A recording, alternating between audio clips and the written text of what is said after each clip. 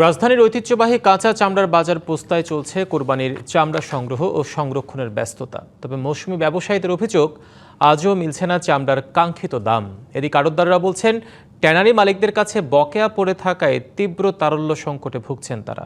সংক্রমণ সহ নানা কারণে এবার পোস্তায় প্রায় 20% চামড়া নষ্ট হওয়ার আশঙ্কা রয়েছে।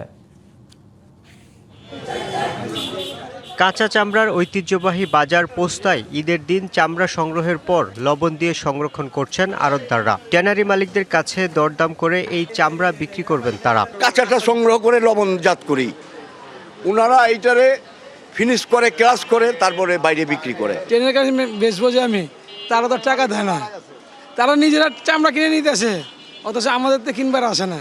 ঈদের দ্বিতীয় দিনে কোরবানি দেয়া পশুর চামড়া নিয়ে পোস্তায় আসছেন মৌসুমী ব্যবসায়ীরা। তবে ঈদের দিনের মতো আজও কাঙ্ক্ষিত দাম না পাওয়ার অভিযোগ করছেন তারা। বাজার ভালো না, টাকা রেট কমে কিনতেছি, অল্প টাকায় 500 টাকা 600 টাকা।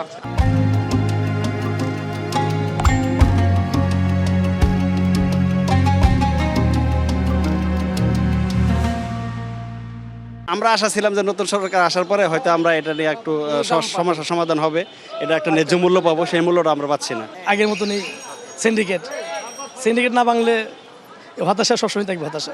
আড়তদাররা বলছেন, ট্যানারি মালিকরা তাদের পাওনা টাকা পরিশোধ না করায় বাজারে তারল্য সংকট তৈরি হয়েছে। এছাড়া সংক্রমণ সহ বিভিন্ন কারণে এবছর প্রায় 20% চামড়া নষ্ট হওয়ার শঙ্কা আড়তদারদের।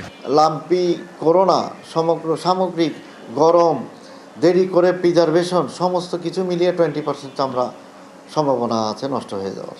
এখনও 90 থেকে 95 কোটি টাকা। আমরা আশা করব এই বছরও যেহেতু কোরবানি শেষ, খুব অনতিবিলম্বে 1-2 মাসের ভিতরে আপনাদের মাধ্যমে বলবো টাকাগুলো ফেরত দেওয়া হোক। চামড়া শিল্পের ঐতিহ্য ফেরাতে সরকারের কঠোর নজরদারি দরকার বলেও মনে করেন তারা। Yusuf Rana, DBC news, Dhaka.